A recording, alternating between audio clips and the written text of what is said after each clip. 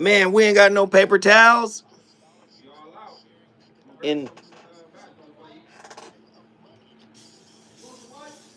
Oh, please. Please.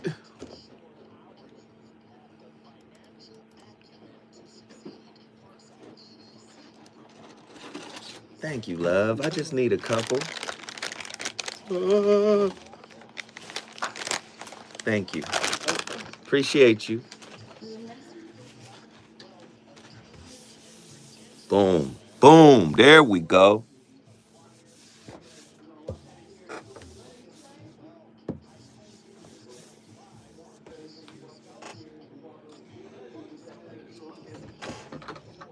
Thank you, sir.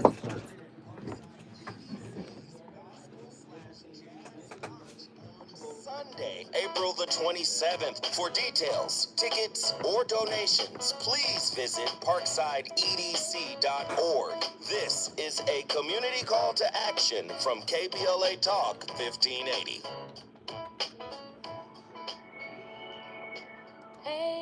Hey, Andy, that shit came out nice.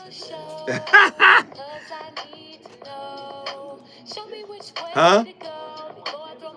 Yeah, man. Okay, hold on a second, Keisha. Just let me ask Ronald exactly what's going on, because it takes two to tango, and I need to hear his side of the story. So she's driving me insane, got stress heavy on my brain. She keeps playing silly games, and I'm about to bring the pain. We seem to fuss and fight every day and every night. Please give some advice so we can see the light. See the light.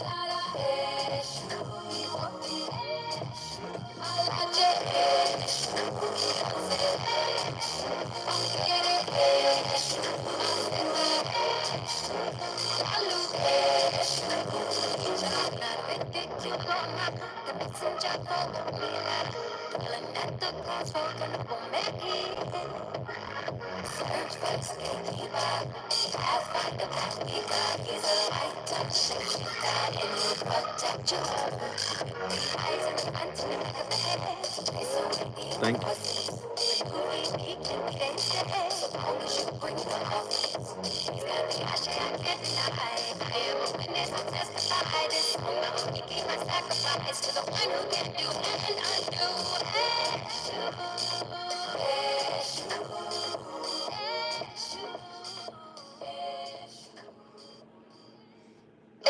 Shade to everyone that has them. I'm just saying, if you're going by just surface things and that's who you're going afterwards, then guess what? She gonna run them pockets. No, and I'm not, and I want to get your thoughts, Doc, and as well, Amy, as a woman dating or even considering, I think that a lot of times, you know, we do value women, but when you talk about black relationships, I think we all come with some baggage. All right? Now, some of us have some baggage that's not going to fit in the overhead compartment, and some of us have some baggage that you're going to have to pay a whole lot more for to get on this flight, right? But the reality of it is that's just who we are, and I'm talking about historic. Like, if you're talking about being enslaved, where we were and how we engage each other, there's a lot of elements there. But it can be a little difficult because women have expectations in 2021 that they're watching, and they're very material expectations. I agree with you, Claudia, but I'm simply saying that not all of them are material. And I'm not trying to generalize. It's just women. Most of the time it's pointing to American women are more material. And it's America as a society. Let's be serious. And I gave you the space to even edit the better part, right? So, and I'm with you on that. But let's say this because you guys both tie in two really important pieces, right? You talk about women who are not African American women, and you talk about the experience and what is the influence here. You mentioned social media, but what you're really missing here is the piece that you talk about, the enslavement part. The culture and the trauma that African American men and women and children have faced in this country is like unlike any other group. And so when we talk about trauma, what we know is that Black people have a lot of unprocessed trauma. We have a lot of hurt. We have a lot of harm, not just back then, but right now on the daily, right? And so one of the things that we talk about as professionals within my profession is we talk about how trauma impacts people. And so we love to say, Resma Minikin, one of my favorite colleagues, he says that trauma decontextualized within a person looks like personality. And the trauma decontextualized within a family looks like family traits. And the trauma decontextualized within a people looks like culture. Right? And so when you talk about how African American women present and what they need as it relates to security and finances and the finer things in life, and to look a certain way and to want a certain thing from their man and to have certain expectations, it's because of the trauma that we are still trying to survive. And when we talk about feeling beautiful and the BBLs and the Birkin bags and the wanting the nice things and wanting their men to come with a certain level of care and a certain level of treatment and expectation, we are trying to connect. We are trying to heal with you. We are trying to... Ooh, Lord. Hey, it's my Friday, so you know I had to go out with a bang. Yes. Man, that was the homegirl Claudia Jordan. I did not listen to the clip before you heard. I heard it when you heard it. And the clip sets it up so beautifully, so perfectly. Tonight's topic, post-traumatic slave syndrome, a la legendary Dorsey High graduate Joy DeGruy, right? Post-traumatic slave syndrome, aka modern day Black love. What was that, from 21? Do you see? We're still carrying, as the sister broke down, a lot of unprocessed baggage. Now, my way of saying unprocessed baggage is WIP, work in progress, right? And again, if we're carrying all of this unprocessed baggage, or as the legend, we must, say her name properly. The legend Joy DeGruy says, post-traumatic slave syndrome, it begs the question of what your relationship is really about, or what is it for? I keep saying relationships are spiritual in nature, right? The nature of relationship is to process that unprocessed baggage. That's really the purpose of relationship. I'm saying that's the cake, not the icing. That's the meat, not the sides, right? That's what relationship is for.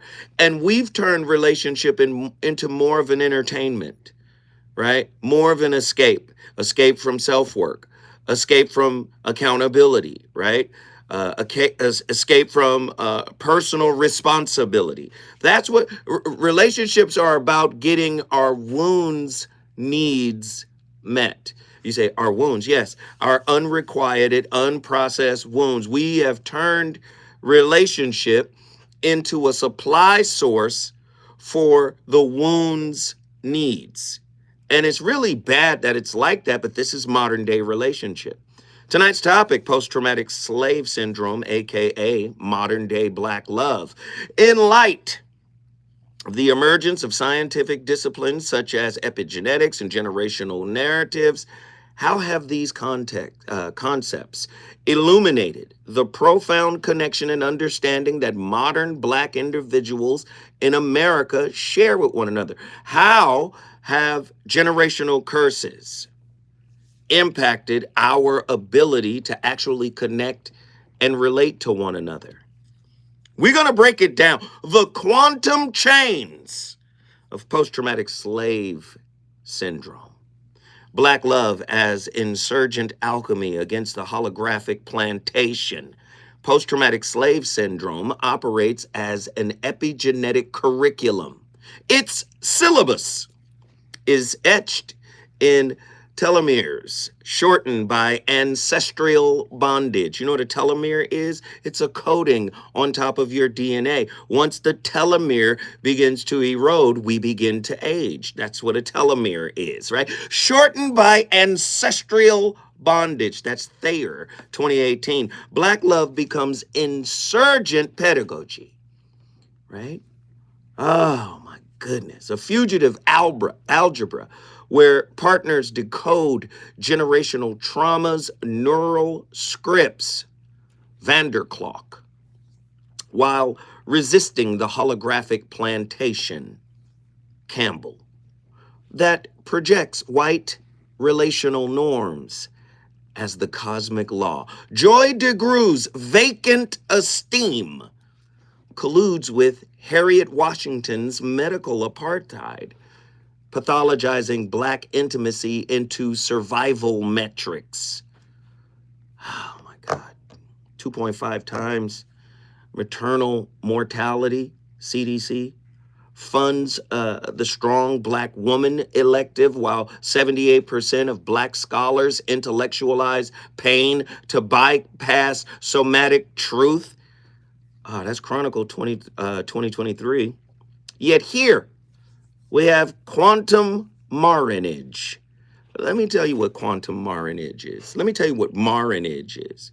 Marriage is what slaves did when they escaped to go establish their own thing. Marriage, that's what it was called. We have quantum marriage, and it's thriving. 40% reject marriage, according to Pew. Hacking colonial code via Andre Lord's erotic resistance and Manikim's somatic abolitionism. To love while Black demands burning trauma's report card. Its ashes fertilizing post-traumatic slave syndrome futures where touch transcends. Oh, this is so hurtful. Auction block algorithms. Yeesh. Black love, insurgents, holographic plantation. Are we still on the holographic plantation? I want to know. Do we set our own standard for unconditional love?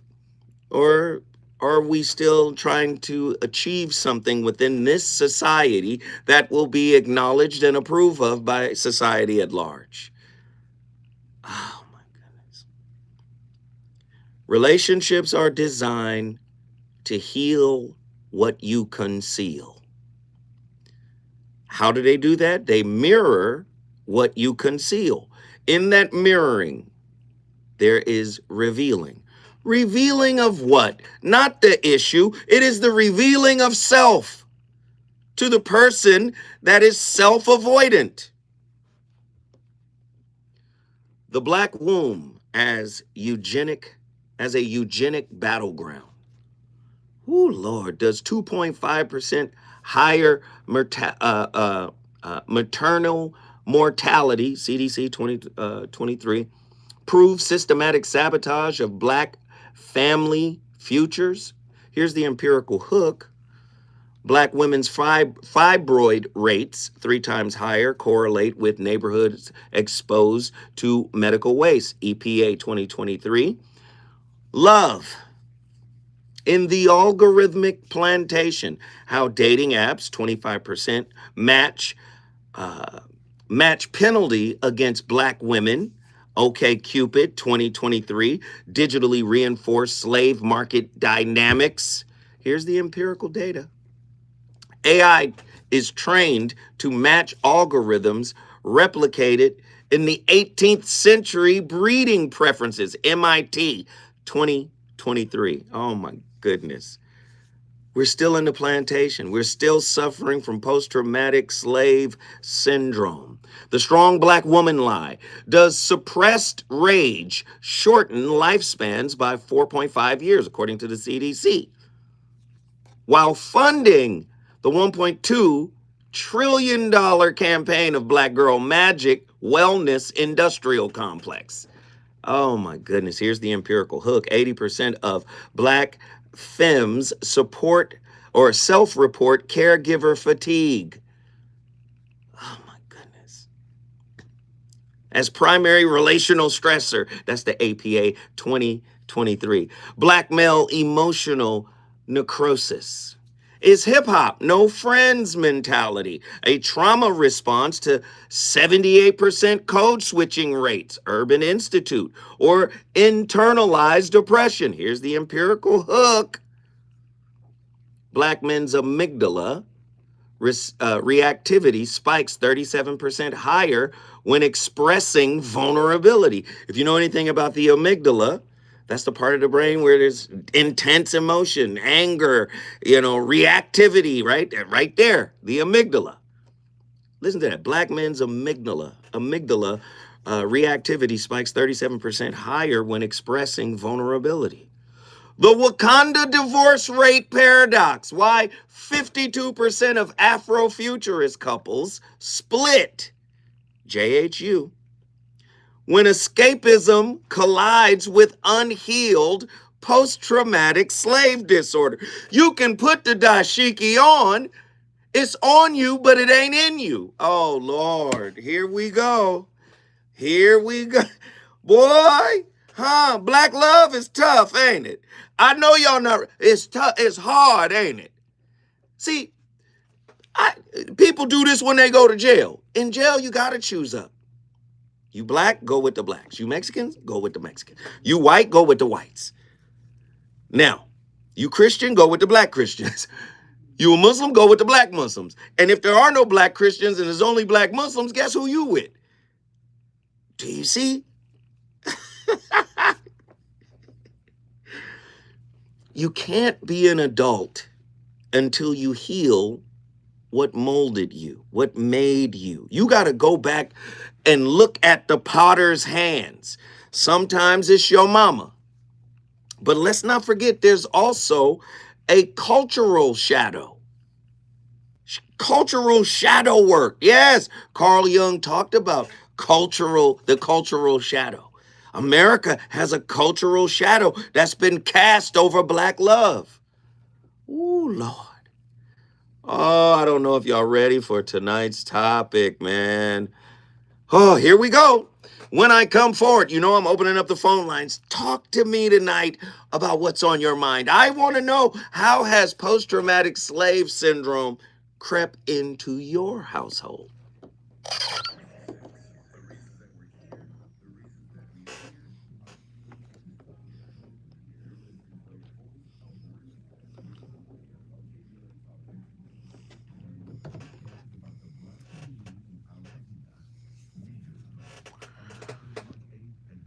Yo, who's calling? No, I need y'all to call in tonight. Tonight's the night to call in. Seriously. Can we talk? Can we talk? Can we talk tonight? Let me clean off my damn glasses. Can we talk? I want to hear your thoughts tonight. The number to dial is 1-800-920-1580. Who was the good brother that hit us on the super chat? Super chat is the little $ at the bottom of the chat where you can support the channel if you are moved to do so based on the content that is being provided to you. Herschel, salute to you, brother. Honors, Herschel. Another way to support the channel is to hit the like button. We got 8 people in here who haven't hit the like button. Please find your way to the like. It's free. Like, share, subscribe. Let's get involved. Another way is to get on the phone lines to express your opinion about what we're talking about tonight. Let's get busy, okay? Herschel, thank you, brother. Thank you. Thank you for sharing. Thank you for supporting. Everybody should support.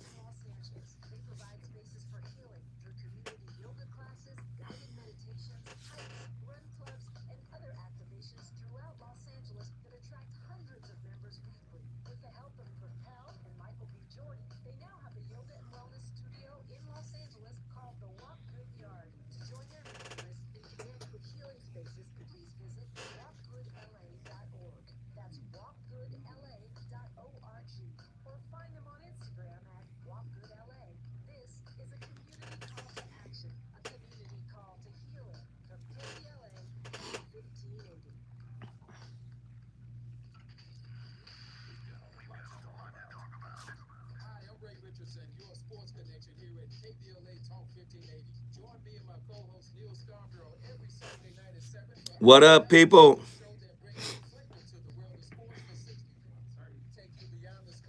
Live in 30.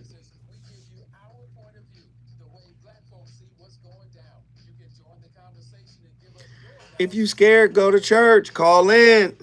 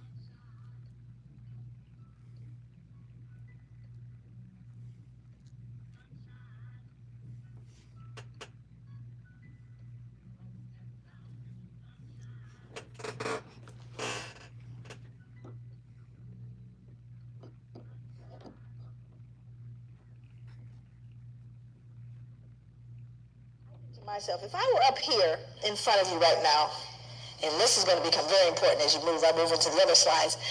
If I stomped a puppy to death out here, up here, just a little puppy, and stomped it right here to death in front of you, most of you would need therapy. And I would be arrested probably faster than killing a black man for killing the puppy. Now I want you to look at this photo very closely, and I want you to see who's in it. More important than the man hanging, because you got to understand the lynchings that occurred in America happened after slavery, not during. Thousands of lynchings happened after slavery, because this is a reaction to white fear of what we would do once freed. But we didn't create a vigilante group to take out white people, but they did create a vigilante group to take us out now that we're free. See, that happened after slavery. They were called the what? The Ku Klux Klan. They don't wear hoods anymore. They wear suits. But they're alive and well all over the world, even here. So, look at who's in the picture. I want you to look at this little girl in particular. You can't see her closely, but she's actually grimacing, like smirking. Now, remember, let's go back to the puppy concept here. She would be loathed and torn up probably if this was a puppy, which means he's less than that, because she's not disturbed. This little girl is not disturbed by this, but she should be, shouldn't she? People always ask me, they go, Joy, what was the impact on white people? There it is. Right there. Can't feel any empathy for him. None, zero, zip. There's a little one back here even smaller. Because whatever she's been taught or told, socialized to believe, makes him no longer human. That's the greatest danger to white people, is that they can't feel it. And there's a reason why white people can't feel what we're talking about. My God, what would you then feel? It's tough. So I've got to believe, oh, it's all over now, it's not my fault, I don't benefit, it's not a big deal, let's move on, it's not all of those things. But we don't say that to Jewish people. I dare you. But you have to understand, when you unearth this one, that's what we did to our children. Let's move forward. This is a similar photo to the one that is used in Denzel's movie. Now, again, most important, this is a man that's being burned. Also, I won't read the depiction, but there are newspaper accounts of this. It's written in a book called 100 Years of Lynching by Ginsburg. No pictures, just newspapers that say not only did they burn him, they decapitated him, cut him into pieces, and used parts of his body as things to put on mantles. So people say, get me a tongue, would you, or a liver, a little crisp, so I can put it on the mantle. Now again, I want you to look at the folks. I want you to look at who's here. We're not talking about the toothless, big gut, hooded wonder, are we? We're looking at plain old, common, dressed up folks. They're squeezing, please, I want my picture taken. Are you following me? This is somebody's cousin, uncle, somebody. And the ability to do that, dehumanize this man and rob them of their humanity all at the same time. All at the same time. That is the most dangerous, treacherous thing that could happen. What did Hitler do? He dehumanized human beings, put babies in ovens.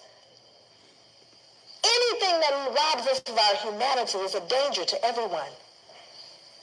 And that is what's going on with people of African descent all over the world, because not only did it get done here, but who did we tell the entire world we told these people don't deserve any value? Everyone wants to be American, not y'all. But when we go, I literally go to countries all over the world. America sets the standard, and thank God for what happened later. Let's move forward. So a lot of people start saying, well, we all got free, right? Dollar free, everything's fine. See, whenever you talk about post-traumatic slave syndrome, people get locked there. So there's a myth that after slavery ended, the playing field was leveled. Was it? Remember, all the lynchings occurred after slavery. That wasn't during, after slavery. So, you had black sharecropping. Now, we didn't get a lot of black history in our schooling. I have 4 degrees, and 3 of them advanced degrees. Never did I get black history. It's on fire tonight. It's the voice of reason with Zoe Williams, exclusively on KBLA Play that whole thing as a second.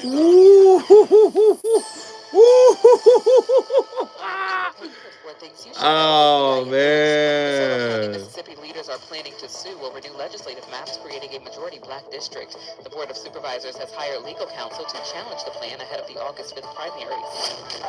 California schools are investigating a teacher for sharing racist material during a Black History Month lesson.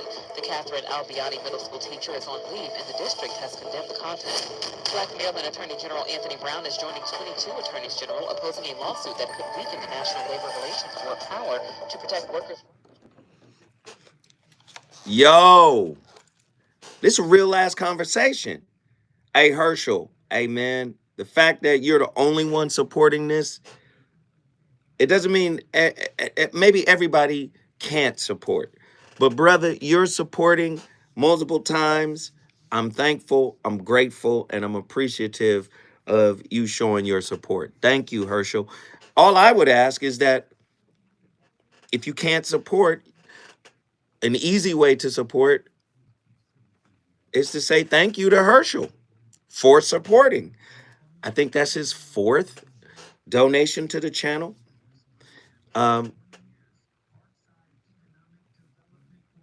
Yeah, you can do it, or you can go to my Cash App, $Zoe Let's see.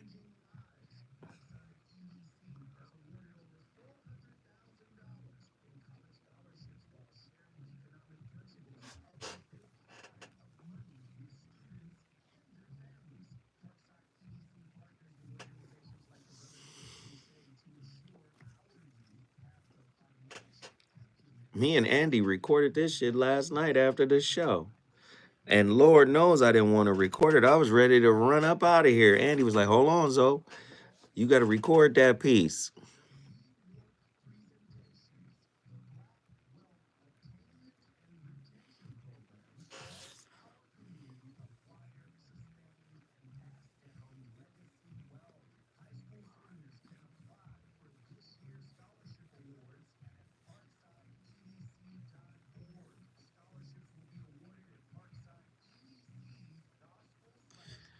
What up, what up, what up?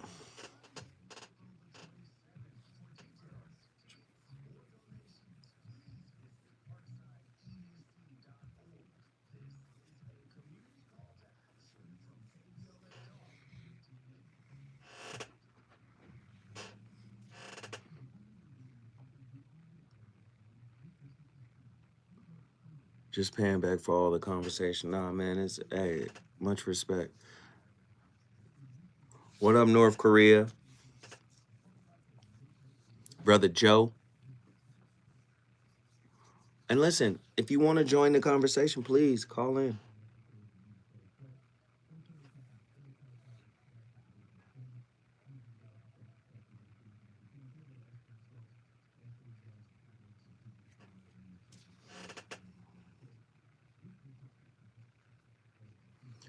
Yo, y'all let Rhea know what we talking about.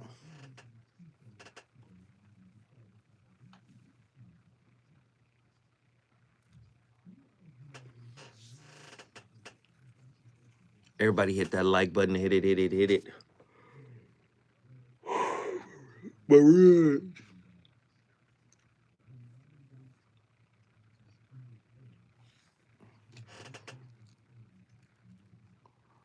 Itchy trigger finger. I got an itchy trigger finger. Trigger finger.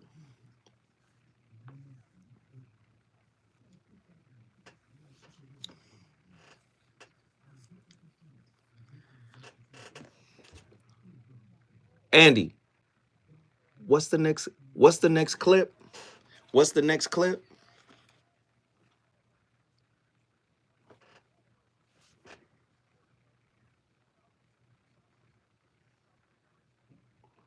Amos?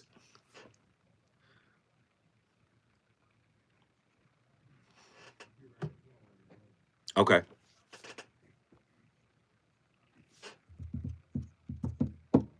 Thanks again, Herschel. Marcus, what up?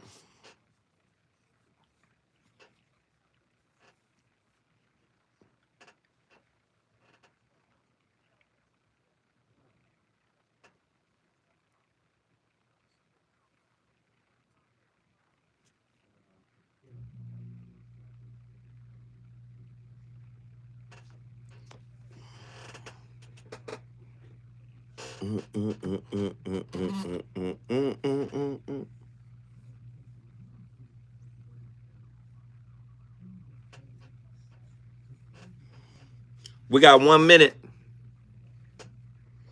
Everybody hit that like button. Keep it pushing.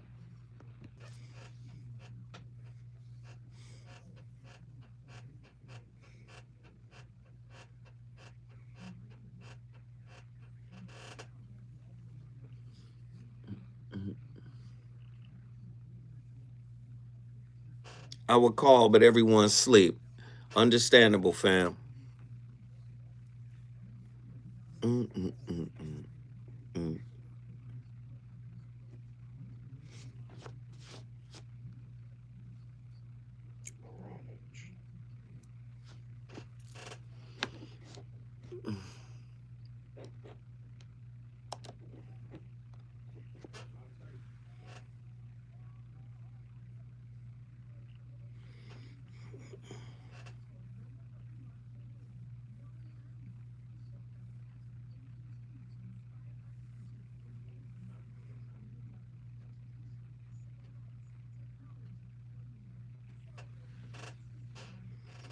You're still confused on what the topic is? All right, well, listen a little longer and it'll get clear. All right? It'll get clear.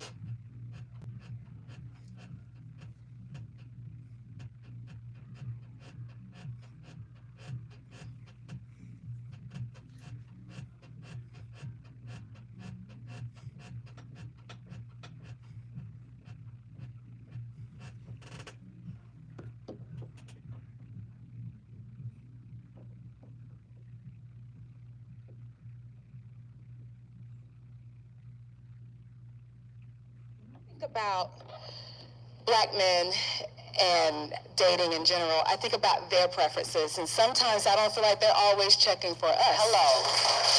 So and I think specifically of a well-known celebrity who has been highly publicized for beating Black women.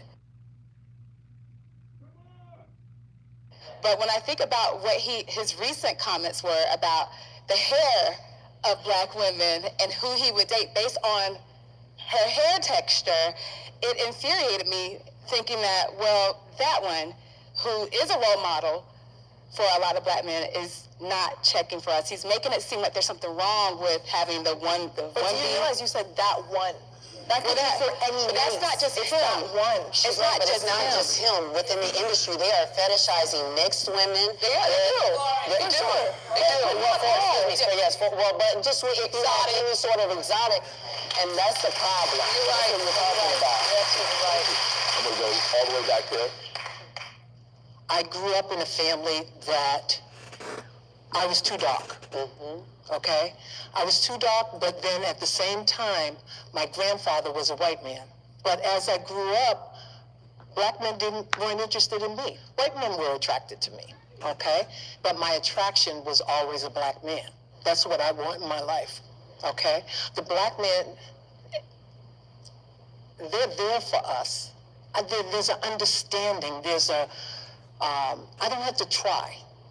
I can just be. Man,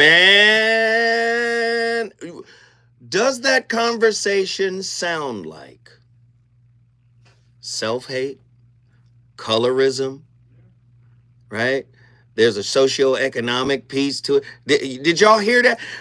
That is the question of tonight's topic. That is the source of it.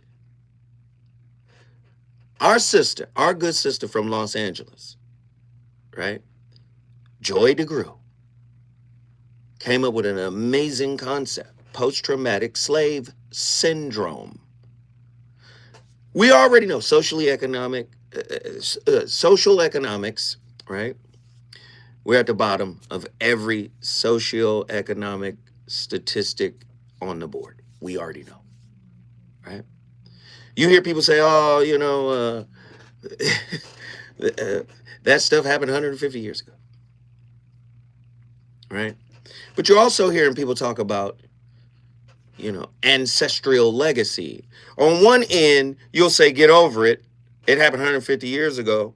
But then on the other end, the science from Bill Lipton and others are talking about epigenetics, what's on top of the gene, and how generational curses are carried through with generational scripts, right? You have Dr. Marielle Bouquet, who graced us here at KBLA Talk 1580, her book on intergenerational trauma, right? So in the one breath, get over it. Shut up and play basketball. You're good. That was 150 years ago. Nobody in office now. But at the same time, we're still suffering from systemic racism. Only 4% of Black people will be affected by the whole DEI overturning. But it's framed with a Black face. Like, yeah, no more handouts. Y'all don't need it. Do you see? Right? Tonight's topic, PTSS, post-traumatic slave syndrome, courtesy of our great sister, Joy DeGruy, aka modern Black love. Is it equivalent to modern? Is modern Black love, right, a symptom of PTSS, post-traumatic slave syndrome? That's the question. We're trying to drill down to see. So think of it this way. Before we came forward, we were listening to the great Joy DeGruy break it down, right? She said if you saw somebody kill a puppy, you would need therapy, right? Okay. Could you say that in those times, the way our ancestors were handled, they were handled by depraved psychopaths, narcissists? Now, what if you create a dependency on the abuser? What if the abuser is the author of your aspirations. Oh, huh? What if the abuser is the secret pin behind your dreams? I want to be the first doctor. I want to be the first judge. I want to be the first Grammy winner. I want to be the first Oscar. We still having first in the 25th century. No, it's the 21st century. We're still having first in the 21st century, and it's crazy, right? And now, because we can't extrapolate power from them, we can only extrapolate power from each other by putting each other down based on the standards they created, the success standards. The trauma dividend. Do Black couples unconsciously profit from post-traumatic slave syndrome via viral struggle love content? $500 million on TikTok says yes. Here's the empirical hook.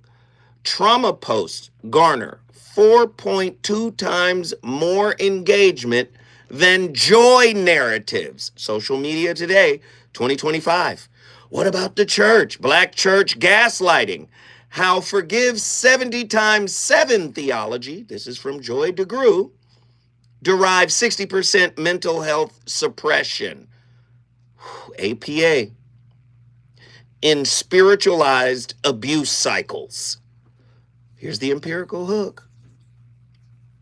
Clergy advise 44% of abused Black women to pray harder.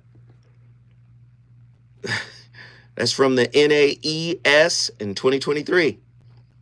Generational hoarding. Does post-traumatic stress syndrome transform Black love into a prepper mentality? Stockpiling trauma bonds, Carnes, against apocalyptic betrayal. Y'all think y'all relate. Y'all think y'all just finna go out on a date with all of this stuff in your spirit? You think if y'all act right for 2 years, that's your soulmate? Huh? Let's go. Hey, let's travel some places. You think this is not gonna come out? The purpose of relationship is to heal oneself. Oneself can't be healed internally until one is comfortable enough to reveal oneself to oneself. And once you reveal yourself to yourself, you must accept yourself at your current state of development. Your ego is always projecting past your progress. Fake it till I make it. Act like I already got it. That's the law of assumption, right? Weaponize spirituality so you can spiritually bypass where you are in the moment. Empirical hook. 58% of Black couples avoid joint accounts, citing slavery, stolen labor legacies. Federal Reserve, 2023.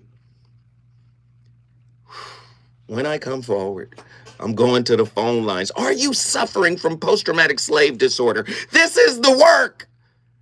Your mama was raised in a toxic society. So was your father. And they taught you the best way they knew how with the tools they had. They were broken. But some of that stuff seeped into your spirit. We're going to unpack it in a minute. Woo.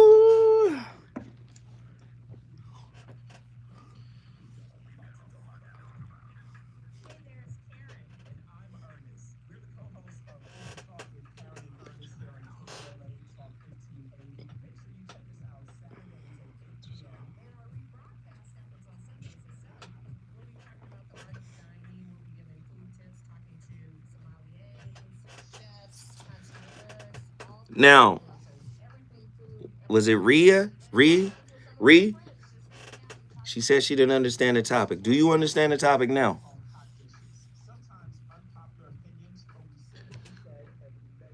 Do you understand the topic now?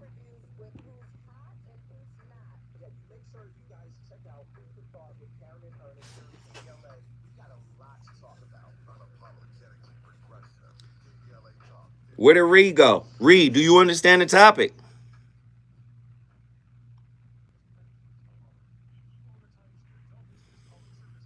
Reed?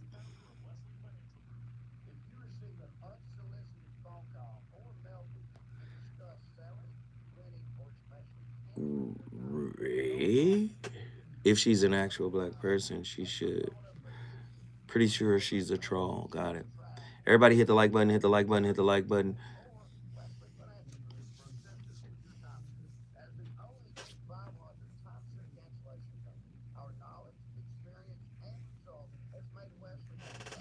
Suge Mac 510, always on deck. What up?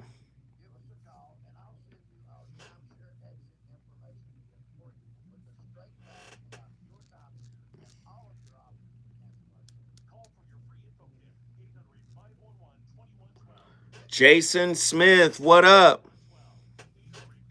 Hey, this first hour is literally gone. That's crazy.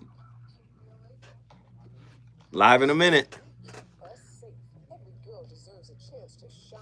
Hey, Andy, whatever you want to do on the music.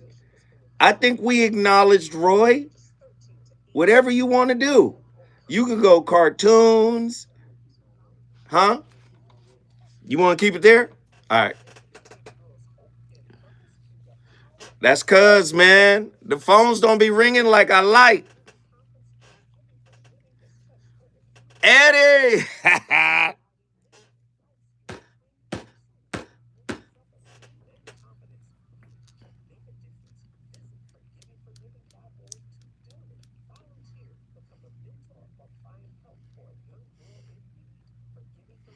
Oh, I see.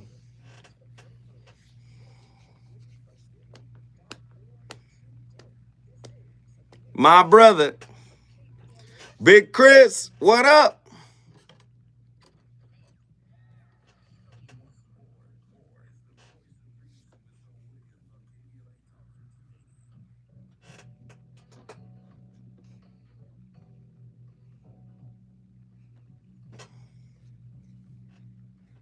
Mm-hmm.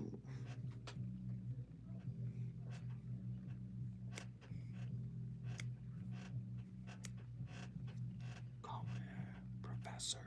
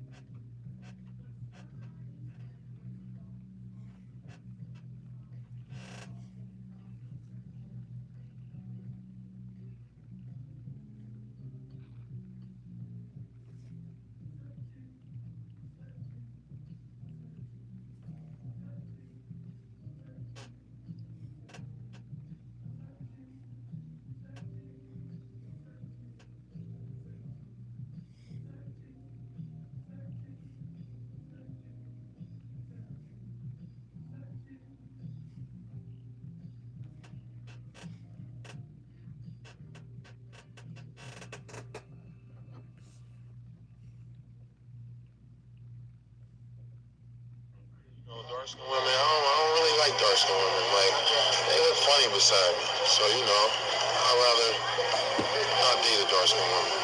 You rather light skinned girl? Yeah, light skinned pretty girl, long hair. I've been saying all along on my TikTok that the self-hate that a lot of these men have is crazy. They hate the very womb that bore them.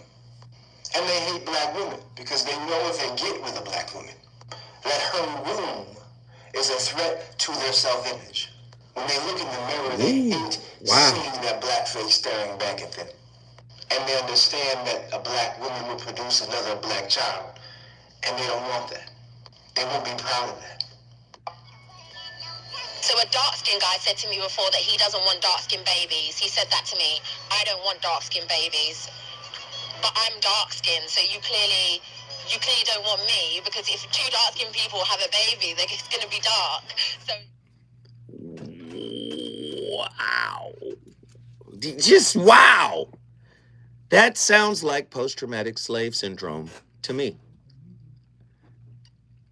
When generational trauma, Lipton, embeds itself in DNA, how do Black lovers unconsciously reenact ancestral bondage rituals, mistaking control for intimacy? I'm just interested to know. We got callers on the line. Let's get them in here. It's time. It's time. I don't know where Leroy from Inglewood at. He should have been in here. This is his topic. Maybe he's waiting to hear Amos, right? Amos Wilson. We got a little piece of Amos for you too, brother. It's all good. Get to your phone lines. LA 1-800-920-1580. We got callers on the line. Let's do it right now. Nazarene X, Atlanta, Georgia. What are your thoughts on tonight's topic? What's going on? Man, I'm just my amygdala is on deck. My amygdala is triggered right now. Go ahead. Go ahead, brother. Nah, man, a lot come to mind. Just in the air, the way that this conversation is hitting the airwaves tonight. One thing I like to start off with is just, again, giving a big shout out and salute to the OG, Dr. Neely Fuller Jr., and encouraging all souls, if possible, just a quick drop, go to producejustice.com and order his work. It's the Compensatory Counter-Racism Code. And again, salute to the sister, Dr. Joy LeGrew, I believe it is. DeGrew. Like the whole non-showers that Ali, like everybody that, you know what I'm saying, has been sounding this horn for quite some time. I do believe that a lot of this is by design passed down, you know, just like you're speaking to, genetically, even in terms of certain instincts, because even from that animalistic survival sense or that aspect, that's just how creation itself works. Like, given the environment, it's going to adapt for its own survival one way or the other, right?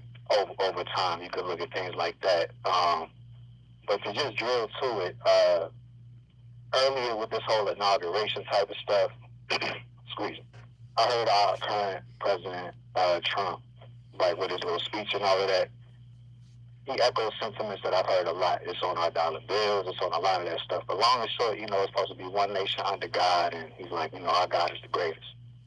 See, the way my psyche's set up is that, especially amid this atmosphere where, you know, rewind about a decade ago or so, and everywhere on TV, racism, black pain and plight, it didn't even exist out their lips. We was crazy for saying that this is the case of, like, we are enduring a lot of torment. Like, these triggers, these things that are being triggered in us are just, they're pushed as a non-reality. So long and short, I like to basically just echo the call of, you know, at one point or another, because the whole principle of your topic as well is like the dualistic masters aspect, and a lot of the religious doctrines get mixed up, like, you know, oh, it's good to be a slave, it's good to be this, like, you got to serve and turn your other cheek and forgive and all of that. Like, all that's cool, but nobody really hold a grudge better than God. Because I heard the devil messed up one time. One time. Messed up for eternity, my boy. So a lot of that as well is like, you know, again, we want to embrace our humanity, have better quality relationships, engagements, and way of life, and set the course for us to thrive for legacies to come and generations to come and all of that. But also, like, the step, so-called, to that dark side, or, like, you know, that the twilight zone, you be like, man, it's about time your guys sign in for it. Like, put a name on it. I love it, man. I love it. Because we got to, just kind of, like, cut the smoke and have more of a direct impact upon, you know what I'm saying, just marrying up our minds in terms of unity. Love it. So whatever your master is, just come pull up. That's it. Tell him pull up. Hey, guess what you just did, nephew? ATL in the building. Let me just say this, because he brought up some great points. It's amazing, man. Nobody ever looked at striving to be the first at something, right, in a toxic environment, right, through the lens of Stockholm. Like, It's just like the anxious, preoccupied child who wants to get the attention of this non-attuned parent. So they perform. Are we performing for America's acknowledgement? When the young brother on the line just said our power is in our unity? Could it have been a traumatized, broken spirit that existed in our ancestors when they said, we're not going back. We spilled too much blood here. This is our country now. Could that have been coming from a traumatized place? I'm just asking. These are not my personal opinion, but I'm asking because these are the narratives that we have been repeating. Is that an extension of post-traumatic slave syndrome? I've put too much into this land for me to walk away. Could that be the easy way out? Or maybe they thought it was the easy. I want to know your thoughts. Because everything that has happened, just like Joy DeGruy said, most of the lynchings happened after slavery. Redlining happened after slavery. The black laws happened after slavery. Jim Crow happened after slavery. It turned up after slavery. Was it because we were asking for what we felt we were owed? Was it our ego asking when we should have just walked away? We should have just got on the boat and went home. Or some would argue this is home because we were already here. But what I do know is when you're abused, that abuse gets in not only just your body, but your psyche. Babette Rothschild's work, right? She talks about it a lot, right? The body remembers, but so does the soul. When we come forward, the voice of reason, going back to the phone line, let's keep cooking.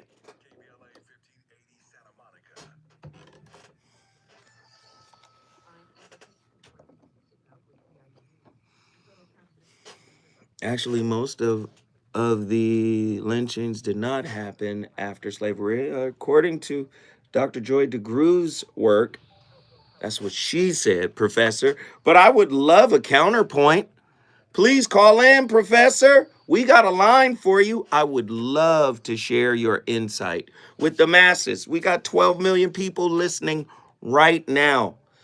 We're in Los Angeles, California. I would love for you to call in and correct that stat. That would be beautiful.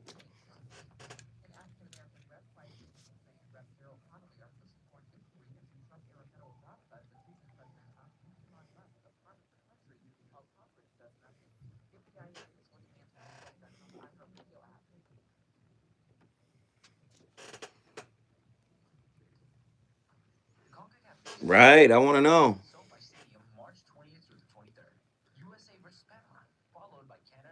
Hi, John. What up?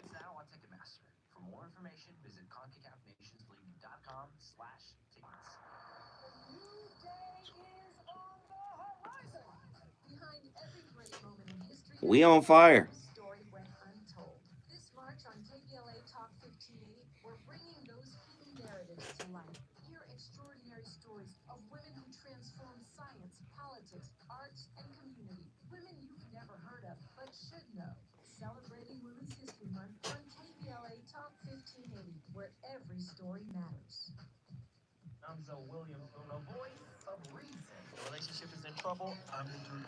Elliot, what up, bro?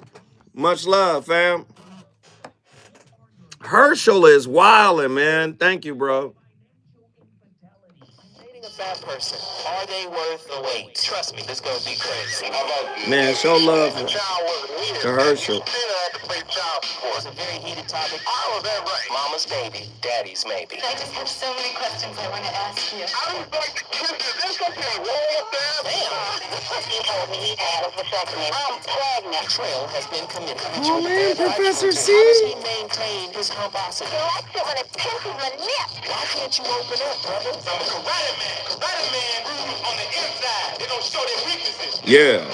How do you write my name so well? So Williams. Reason and accountability. The voice of reason. Talking tough with Dr. Tommy Curry. Dr. Tommy Curry, how are you, sir? I'm good, Rob. How are you? Wonderful. Talk to me about what we're talking about. Today we're going to talk about race-conscious womanism and the black feminist economic endeavor. Let's do it. All right, so last week I left off with, I guess, a somewhat controversial thesis, namely that black feminism uses a race-sex identity to partner with white women for political and economic power.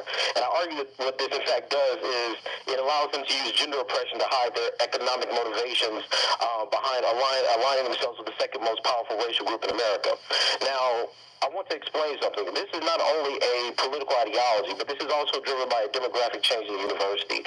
Right now, black women get 2/3 of the PhDs that's awarded to black people. So even though this is a type of discursive idea that comes about in disciplines like women's studies or black feminism, it's also driven by this demographic fact that you have black women now competing for jobs against other black men and other white women on these types of issues.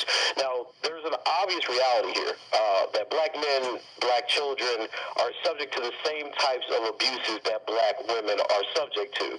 So even though black feminism tries to make an exclusive claim to the types of sexual and gender abuses that happen, things like rape, especially prison rape, I've mentioned before, child abuse, poverty, these are all things that happen to the black community based on their sexuality in a white supremacist society.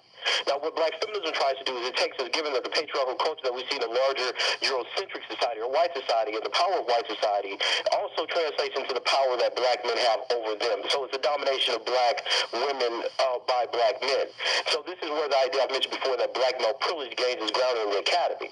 But this is nothing more than a kind of mythology, because what happens here is that this is not sociologically proven. It's not like we're holding sociological and economic conferences or writing papers. To date, there's no peer-reviewed paper on black male privilege that actually shows how it benefits black men on the long run. So then this ideology itself gains footing because what you have is an economic motivation. Black women with PhDs trying to fight for limited academic and disciplinary spaces against black male academicians. So there's an economic driving force where black men now become the primary economic competitors in academic spaces with black feminists. So as we know from Reconstruction to now, there's a type of racial scapegoating that goes on that's pushed forward by an economic motivation that aligns with the ideological stereotypes that black people have, or black women, or black feminists in this case have, of other black men. So what we have to think about then is how these economic motivations behind this ideology of black feminism is not only pushing the types of things they put out, but also the analysis they give us of the black community. Now, this differs from a large view from what I'm going to talk about, which is race-conscious womanism. And what happens in the academy is that there's this view that black feminism is the only legitimate way for us to study sexuality and gender. That if you're not a black feminist, then you have everything wrong. But black womanism, or race-conscious womanism, takes a different view. First, it argues that black men and women have always been partners in the struggle against racism and sexism, or what Claudia Jones called racial chauvinism. So what this movement says is that black men are also victimized and disempowered and oppressed in society, just like their women are. And this differs a great deal from how white feminists looks at the situation, because in a white society, white women are subjected to their men. That's the concept. That is a patriarchal society, so they're being repressed and oppressed by white men. Listen, if y'all don't know who that is, hey, that's Dr. Tommy Curry. Was a professor down at Texas A&M. Has an incredible book called The Man Not. I've had him on my show before. No, not here, but I've been doing this show for a long time. Tommy Curry was on my show. Man, let me tell you. Y'all can argue with him if you want. I'm not here to agree or disagree. What I'm saying is his work is predicated on peeling the layers back of what happened to us. You can agree or disagree with what he's saying. That's not the point of me playing it. His study, Dr. Tommy Curry. Look him up. Go to Amazon.com. The name of the book, The Man Not. And it's a book on how basically black men aren't real. We aren't people. We're the man not. That's the title. And he's backing it with empirical resources, data. Okay? Victimhood is bidirectional. We've all been broken by this society. I keep coming back to the seminal point. Dr. Joy DeGruy said, hey, we suffer from post-traumatic slave syndrome. I'm saying, how does that seep into our relationships? We know Dr. Marielle Bouquet, her work is generational curses. Go back 12, or what is it, four generations, 12 generations, you're going to find 256 generational scripts in your spirit, psychosomatic connection. And we think it's just about Netflix and chill. You don't even know what your spirit is entangling with. You don't know from who you are, and you don't know from where they're coming from. Man, the Tuskegee of trust. How does Harriet Washington's medical apartheid legacy corrode medical transparency in Black relationships, fostering hypervigilance as survival praxis? Here's the empirical data. 73% of Black Americans distrust healthcare systems. That's according to PNAS 2020.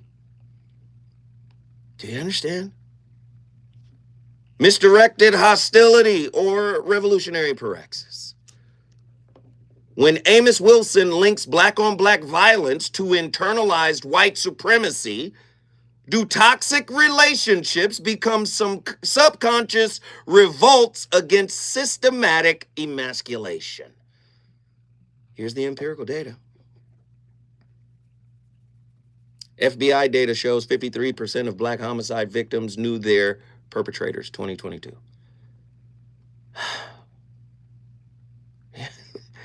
Do you understand? Relationships are designed for you to get real with you. They're not just designed for momentary escapism. That's what the wealthy man and the houseless man have in common. The orgasm lasts a moment for both. Doesn't matter if you're you're living on the top of a mountain in a chateau. It doesn't matter if you're houseless. The orgasm lasts a moment.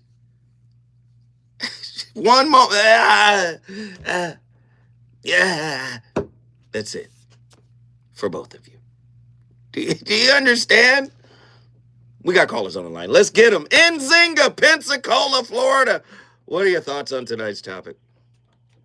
So I guess the peculiar institution is like my favorite thing to talk about, read about. Mm-hmm. But I think as a society, we kind of tend to avoid the psychology behind the pathology. Mm-hmm. And I think when we look at stuff, we can only look at it as far as our window, will let us. You said survival metrics. Mm-hmm. I guess from a sociological point of view, it's all survival. It's all about, ensuring the survival of the species. You see it, I guess, in animals. So I would say it'd be the same thing with humans. When I think about the transition from slavery to freedom, not physically but just mentally, for the Black man and woman, no one ruling over you. You kind of left to your own volition.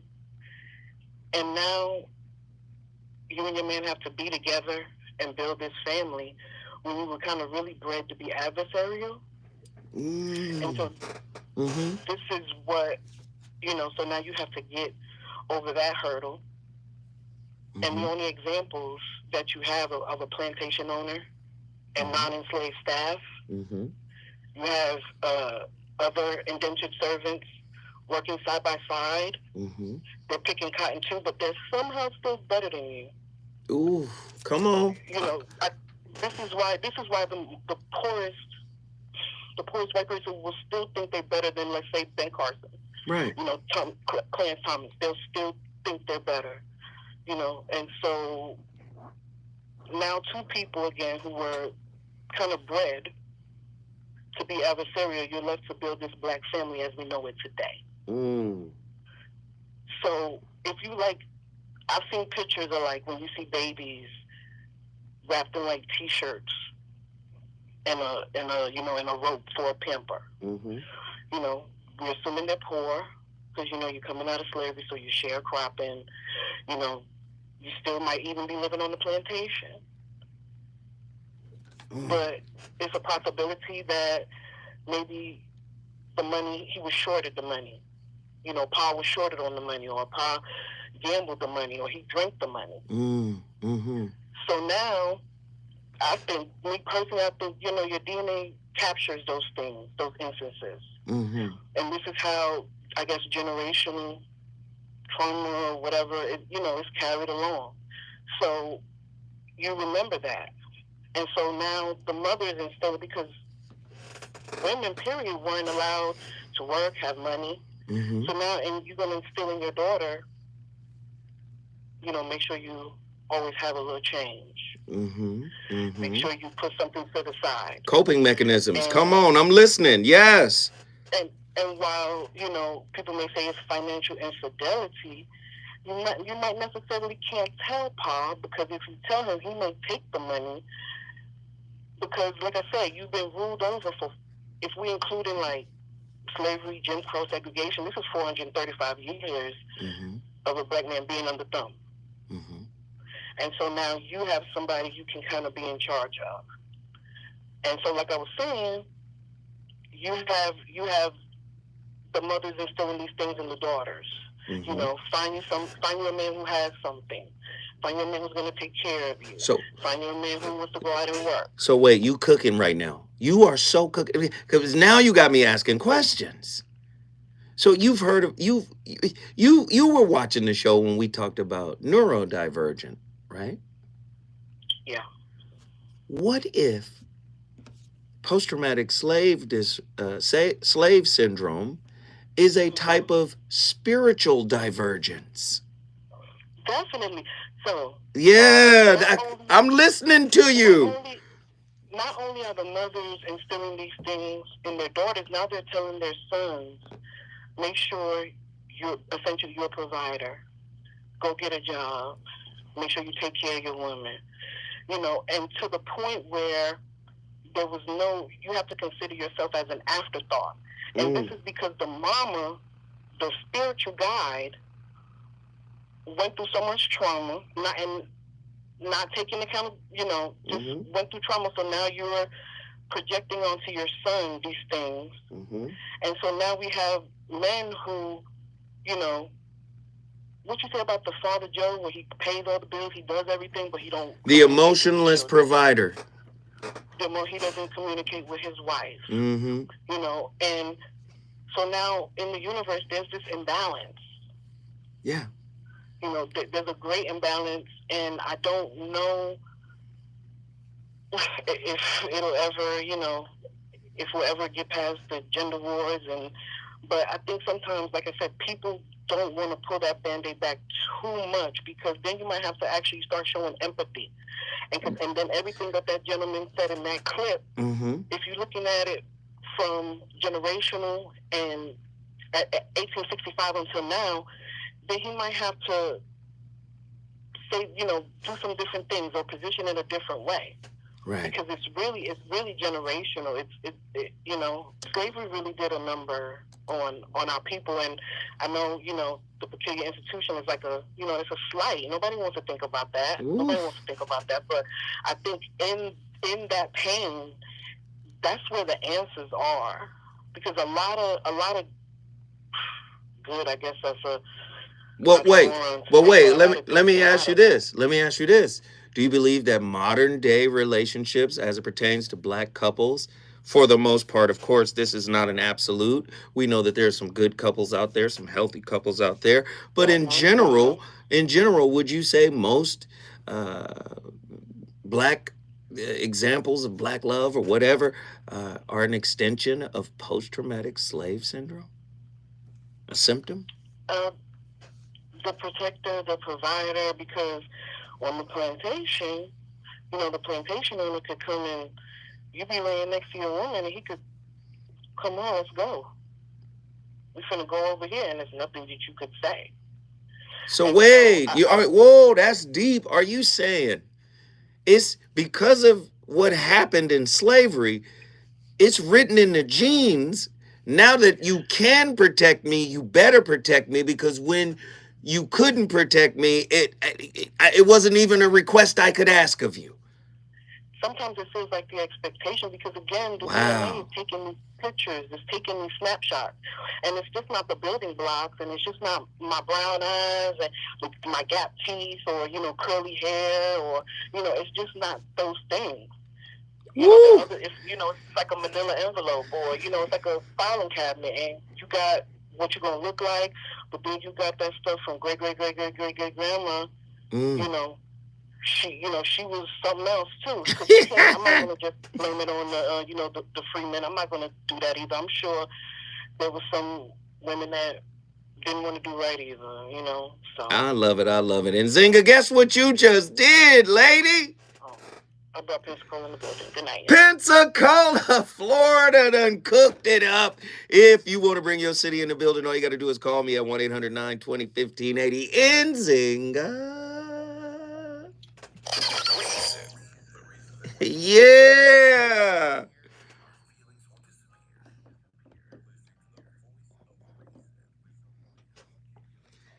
Hey, and Zinga went ham, eggs, Brussels sprout, American cheese, cheddar cheese, provolone, Gouda. And Zinga brought it. Fire Lord Azula. She brought the fire. That's right. Nzinga is Sag. Hey, Nzinga, thank you so much. Thank you. I appreciate you so much. That was a fire call. We love that. Nzinga, you've been holding out. I've been begging Nzinga to call in, and she finally did, and she was like, she shot the place up. Bop, bop, bop, bop.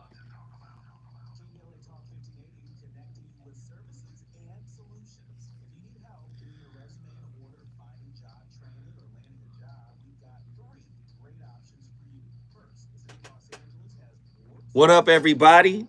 We getting some likes. I like those likes going up. I appreciate everybody for tapping in. The radio compelled her. No, she killed tonight. I love it. And Zinga brought that fire. Much love, LS Jefferson. You gave us our only Cash App of the night, but it doesn't matter. You supported. You heeded the call to action. Thank you, LS. Thank you. Everybody, shout out our very own LS Jefferson. When I tell you LS Jefferson, whenever I do events in LA, LS be there. She be on deck. She's one of the most supportive of all the endeavors that I do. Everybody shout out LS, man.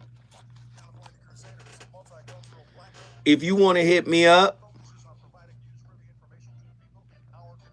on my Cash App. It's $Zowhatnetter. Can I get my moderators to assemble and give the listeners some instructions? The trauma is on the DNA strands. That is why Big Mama cautioned you about who you mate with. Talk to us. Tapped in. We might need a tapped in sermon.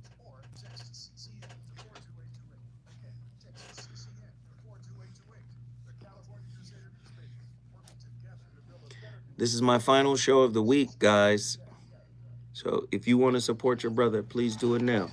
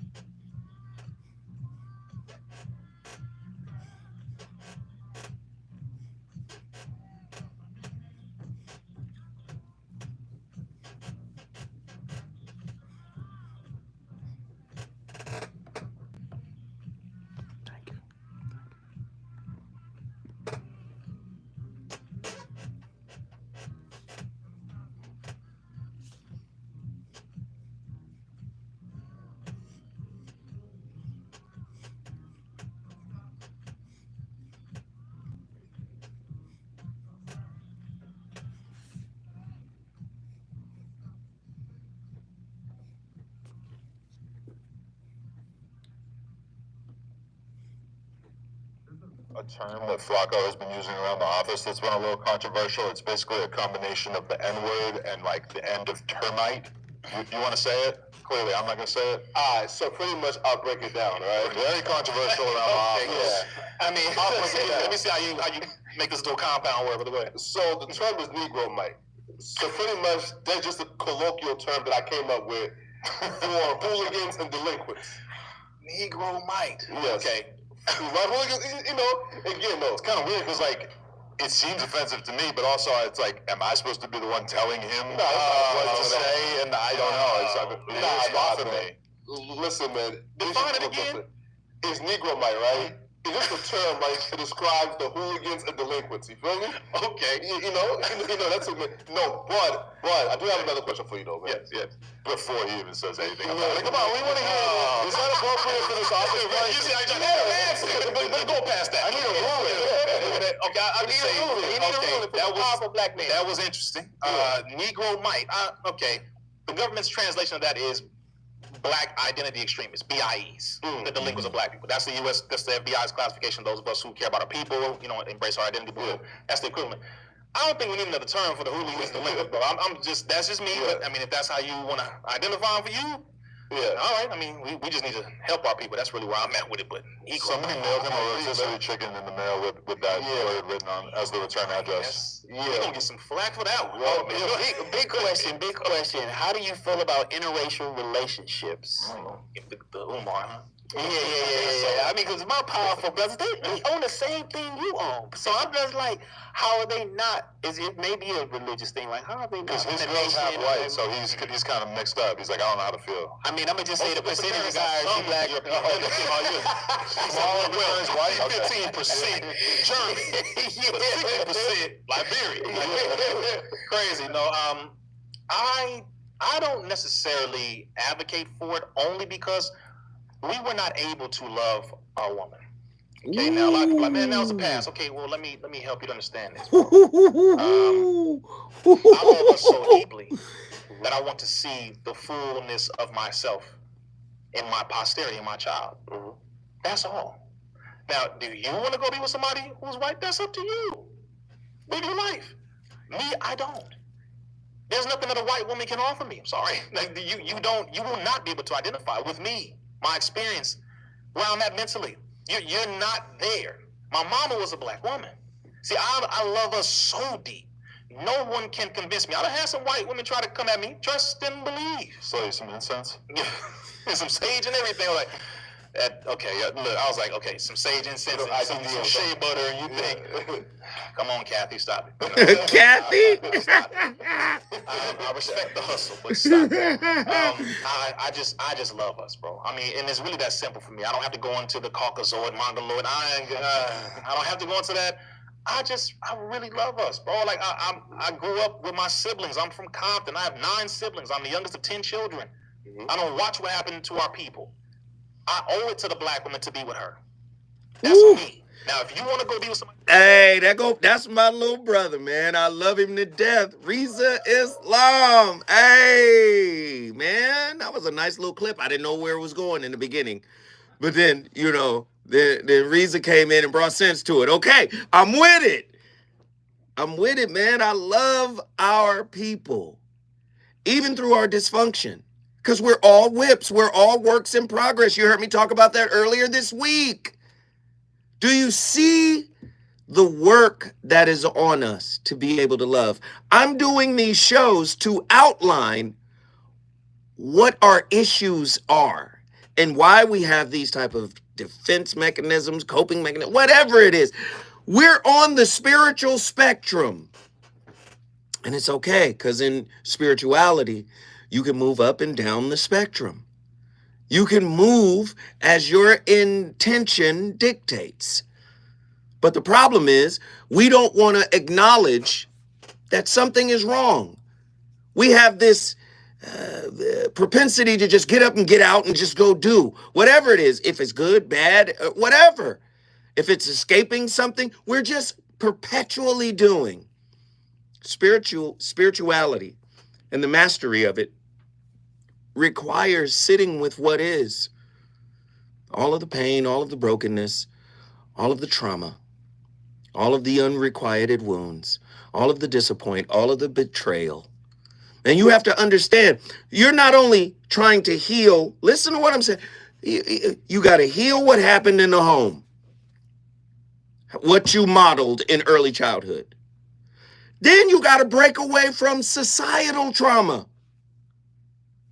Do you see? You've never been able to love freely.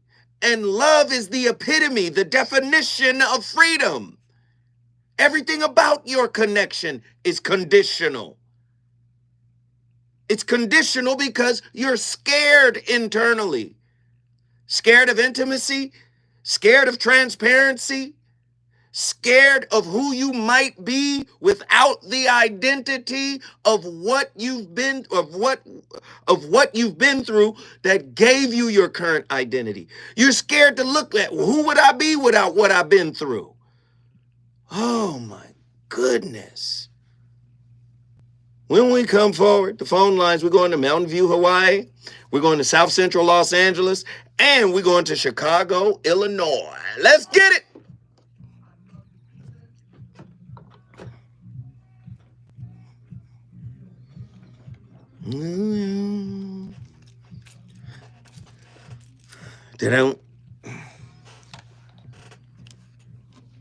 What y'all think about tonight's topic? Let me just say, shout out to Herschel, man. Herschel got us up to $71.40. Can we get everybody else in here to get us the other $29 to make it to $100? That would be cool. If everybody in here is 50 people, we need $29 to make it to $100. Basically, one guy, not just one guy, well, I said basically, I think Herschel gave about 60 of the 71 or 50 of the 71. There were others who contributed as well. Moderators, please shout out everybody that showed love. But we are $29.60 away from 100. I dropped 5 on your Cash App, big brother. Hey, man, solid. Thank you, brother. I appreciate it. Thank you. Man, Suge Mac 510, always supporting. That's what I know for sure. Suge Mac 510, always. Does this show feel like it's about to turn 3 years old?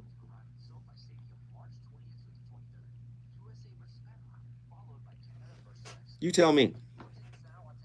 On the 28th of this month, 3 years. Does this show feel like it's 3 years old? John Gilbreth is always coming through with Mjolnir, the hammer of Thor. Come on, Thunderer. John Gilbreth is on the line. We'll be talking to John. You already know. Hey, have you guys been seeing the clips? He said, like my own shit. We are at $102.82 because of John Gilbreth. Brother John, thank you so much. Appreciate you. Thank you, thank you, thank you. Suge Mac said, no, I'm going to do it again. He brought the 2-piece, boop, bop.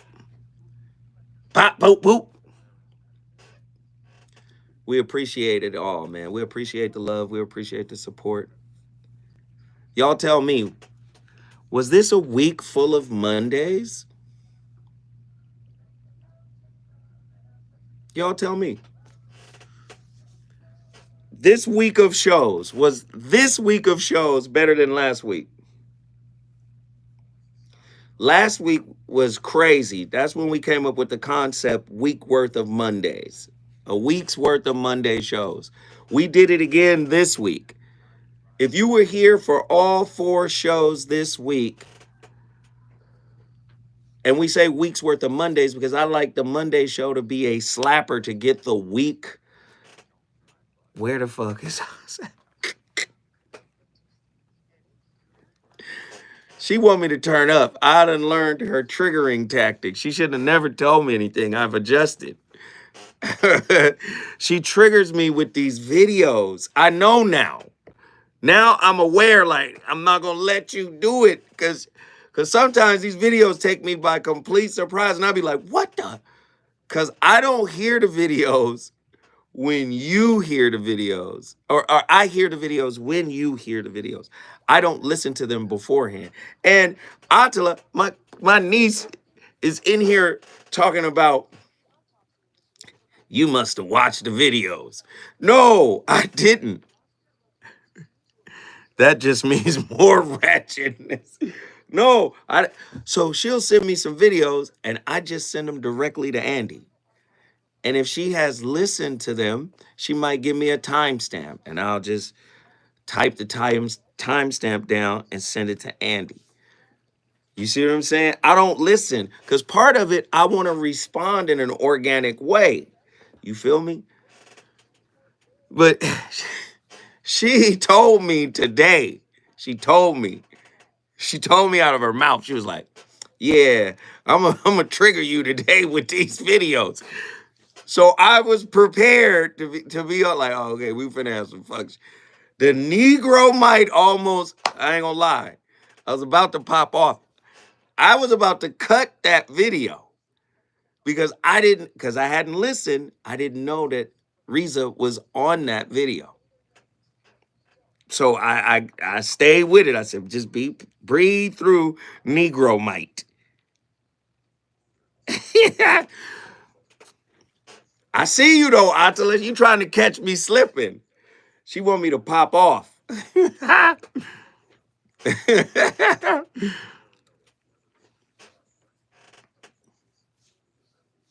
Shout out to the journey. That's funny. Cause she done caught me out there a couple times. I see these, I be like, what the? Wait a minute. No Karate Man for you. She want me to pop off. I be trying not to pop off. Yo, we lit tonight. Live in 20 seconds. Ronan and Suge, y'all join the Cash Out party. Thank you, Ronan. You should be in here, Ronan.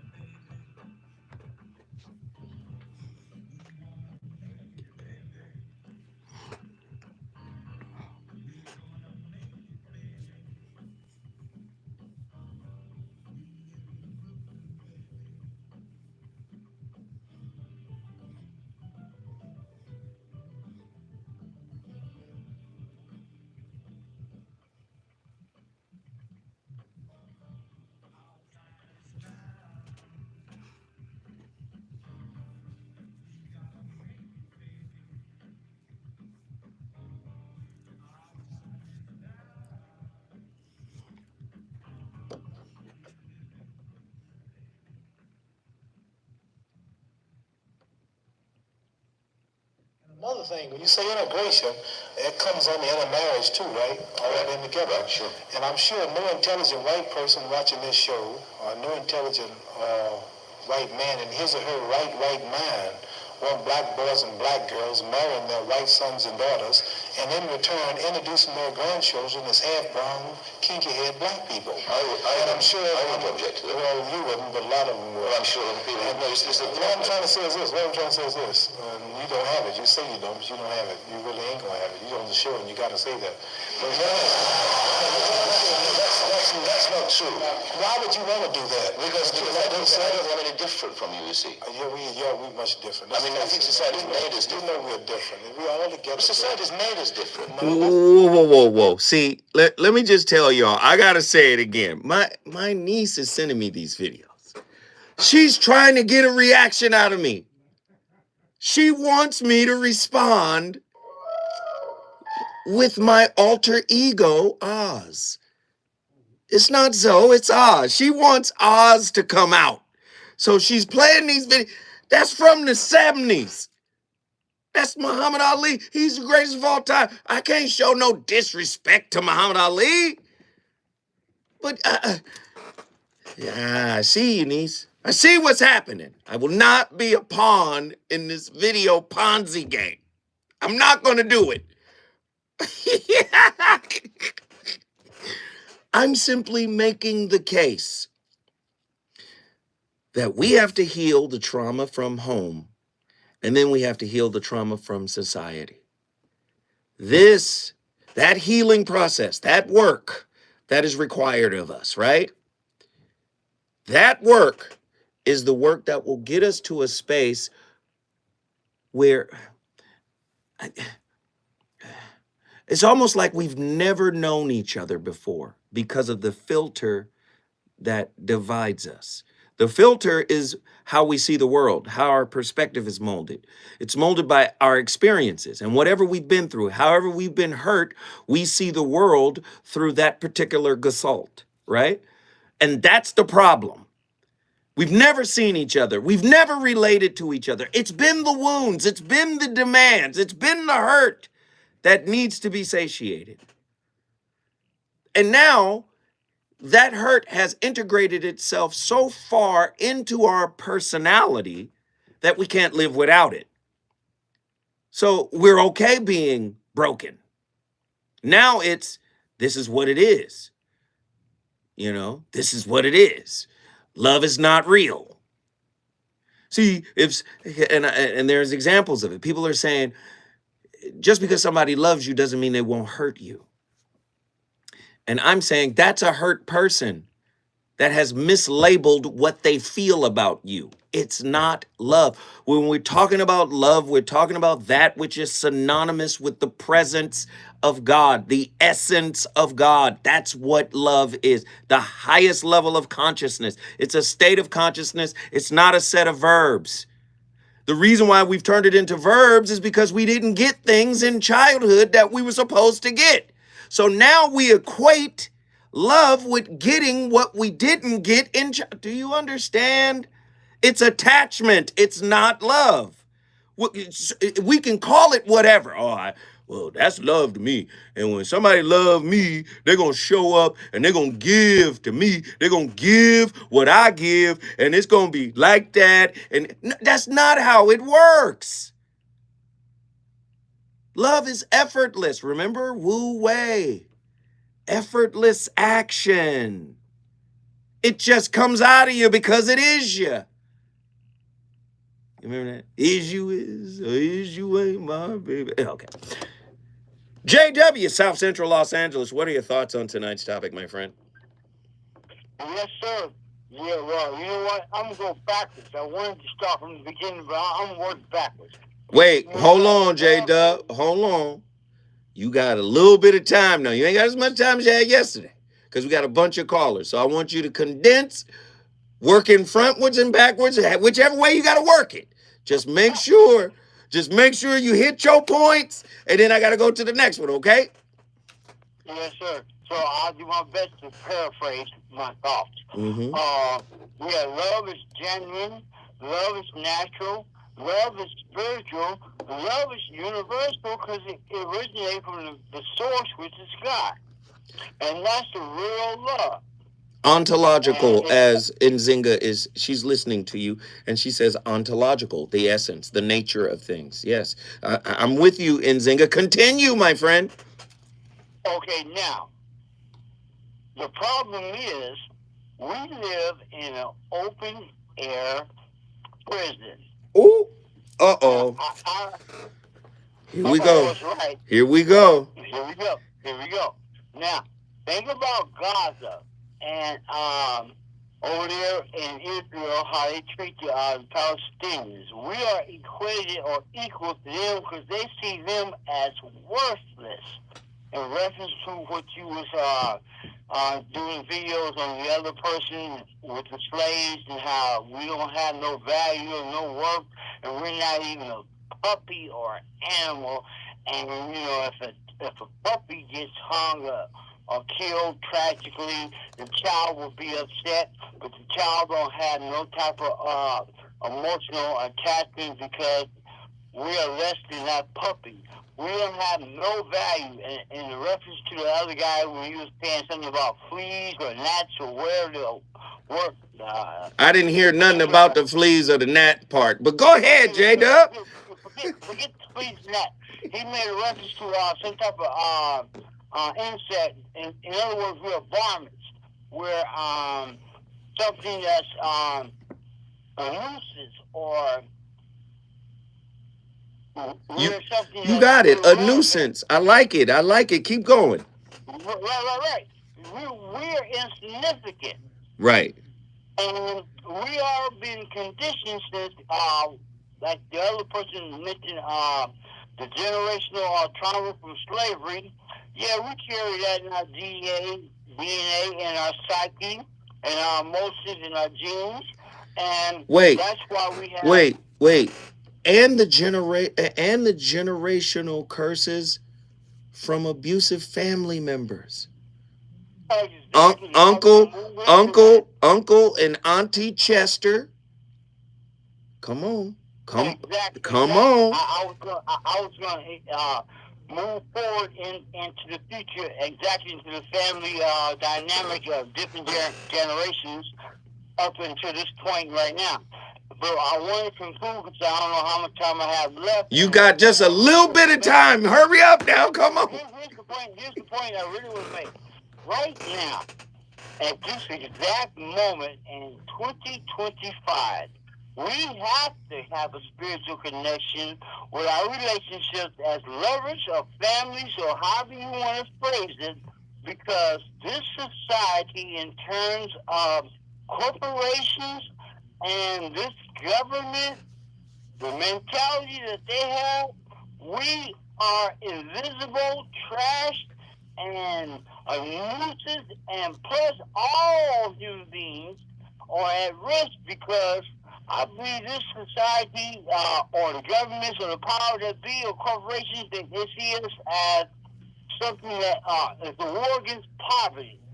And that's it's right. Also a war against humanity. A war against humanity.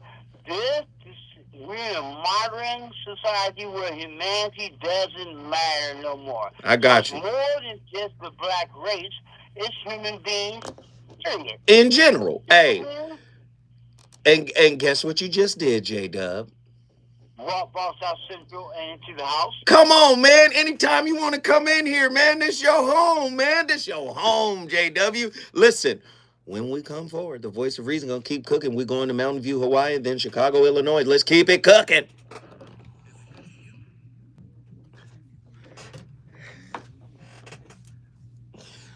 I love JW. I love that brother.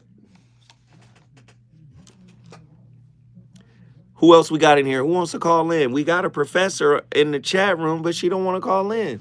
I would love for her to call in.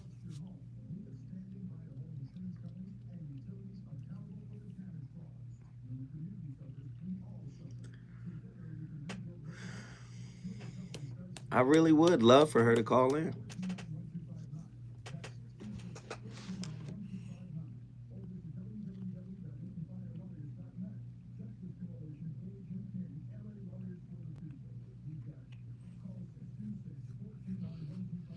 It's my youngest son's It's my youngest son's mom's birthday today. We want to shout her out. Happy birthday.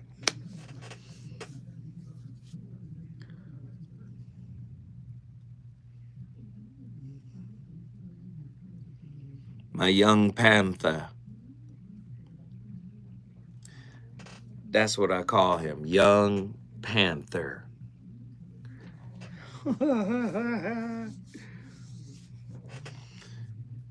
Sir, where Oz? Oz, you not gonna provoke Oz up out of here. You playing with my emotions. Oz ain't coming out. I can't let Oz out. No, he's a panther. Nu is a lion. Naeem is a panther. Nu is the young lion. Naeem is the young panther. Hey, me and that boy was rolling the other day. Because his rap name is Just Jasai. Right? So I was like, but you're the Black Panther. I said, your new name will be Jashala. He said, what? I said, yes, King Jashala of Wakanda. He started crying. Jashala, take the mantle of the Black Panther. He was like, hell no, Dad. I'm going to put that in a rhyme. I was like, yes. You ought to avenge my death, Lord Jashala. He was like, what the fuck? And then, of course, when I told his sister, she's a fool. So she started rolling. King Jashala of Wakanda. You'll be stripped. Oh, that's my nigga right there. He looks just like me too. I Nu and him, I be looking at them two niggas. I be like, what the fuck? Motherfuckers is the spitting image. Red,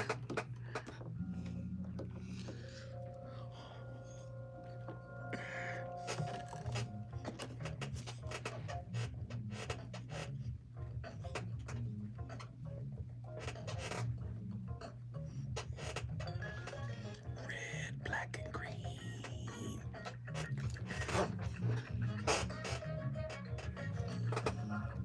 You know what I mean? Red, black, and green.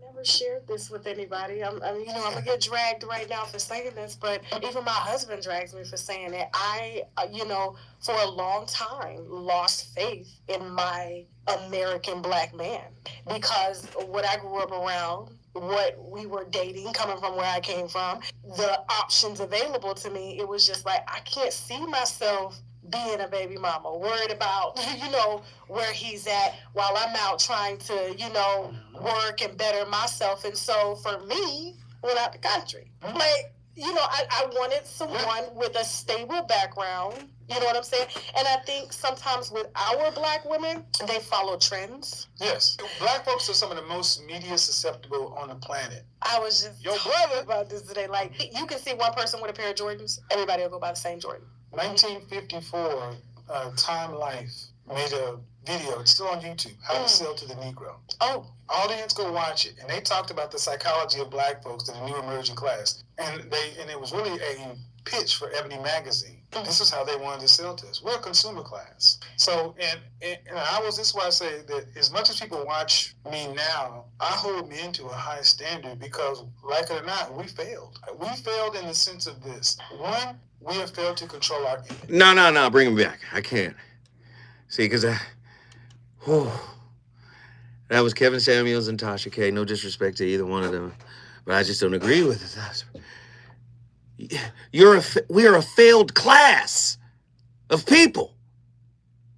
The only success you get is based on how you navigate through a system that was built by your oppressor. God, it's real simple. Having yourself together, who wrote the standard of together? You didn't. Okay, I'm trying to... John from Mountain View, Hawaii, get in here, man. Niece is trying to get me turned. Come on, brother, talk to me, man. What are your thoughts on tonight's topic? Well, I hate to disappoint you, but I'm choosing violence tonight too. Okay, go ahead. Let's go by the numbers. Let's go by the ditties. We are in combatives class, and we have to fight our way through this. Let's go. First, let's start. The imprint of the woman is a 7-year stretch.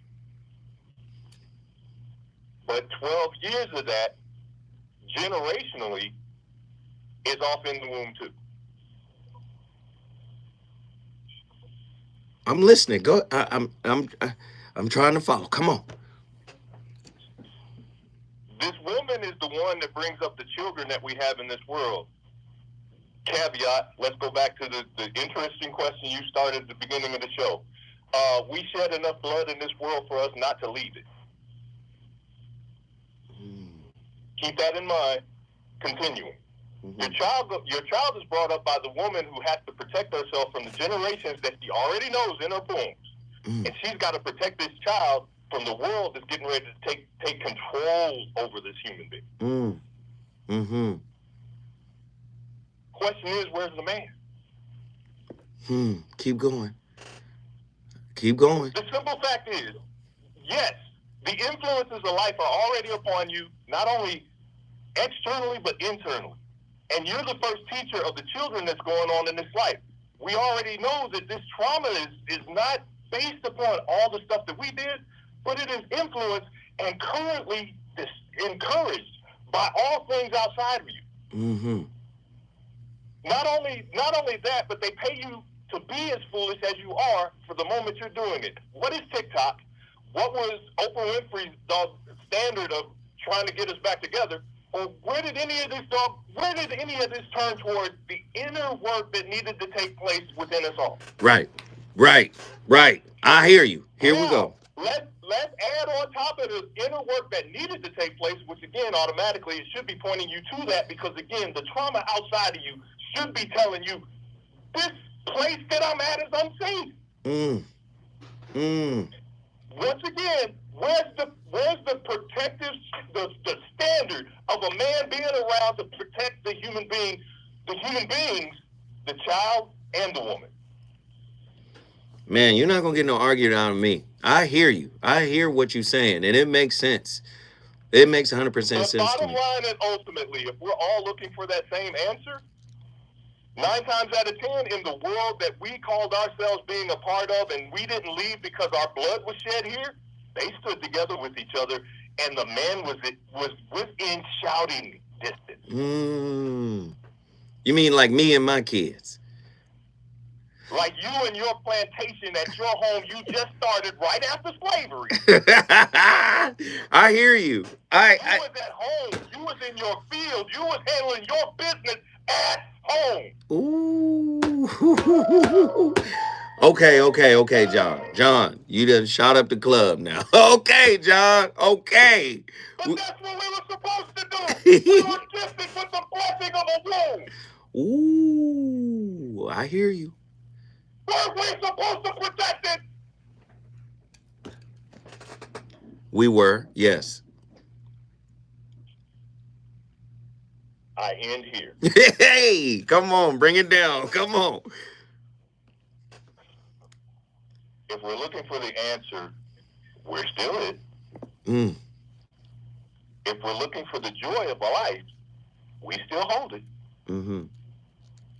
But where do we need to be? You answer the question. Ooh, John, guess what you just did? Mountain View, bless y'all. Yes.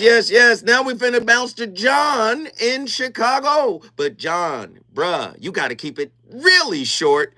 Come on, man. Just knock it out the park, man. Think Barry Bonds. What are your thoughts on tonight's topic?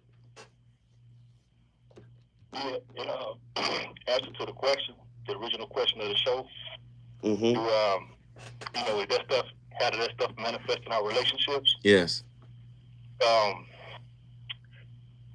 Just to kind of be short with it, it does have an effect because it manifests in our values. We have different values. We don't really, it seems like we want to be more integrated into the system versus trying to become masters of crafts and maybe potentially get away and have our own nation. That kind of mentality. Mm-hmm. You know what I mean? It's like I think we right, maroonage.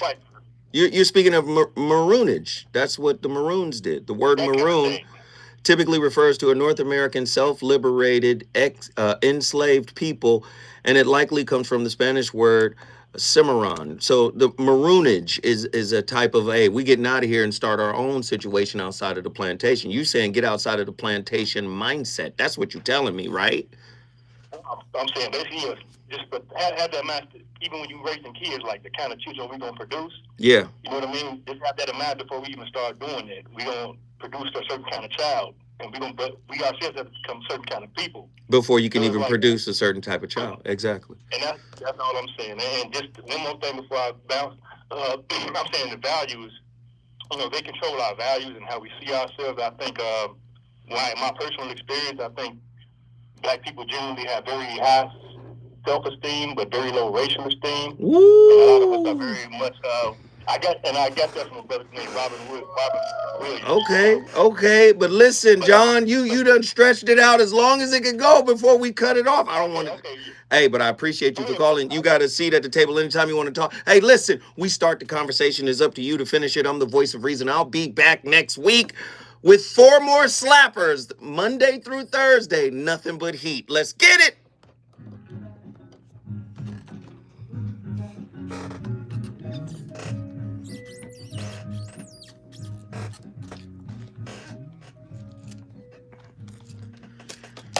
Yo, thank you guys, man, for the donations, for the support.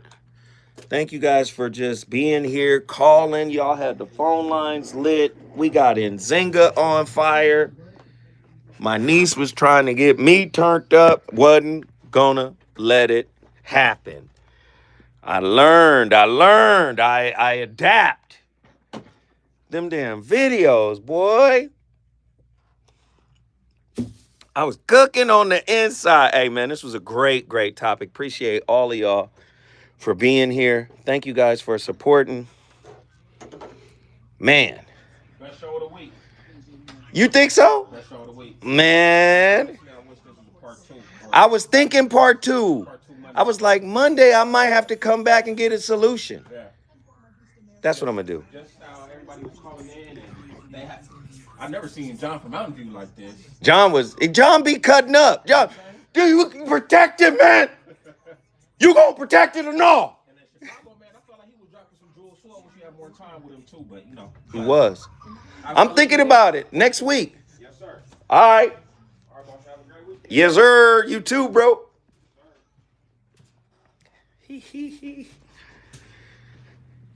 I'm much better writer. No, you was dropping jewels. You heard my engineer. He said, man, John from Chicago was cooking. Fucking Attila was trying to... She was trying to catch me slipping. Them videos, boy, was triggering to the motherfucker. All right, y'all. Great, great show tonight. I appreciate each and every one of y'all. Nothing but love, love, love, love.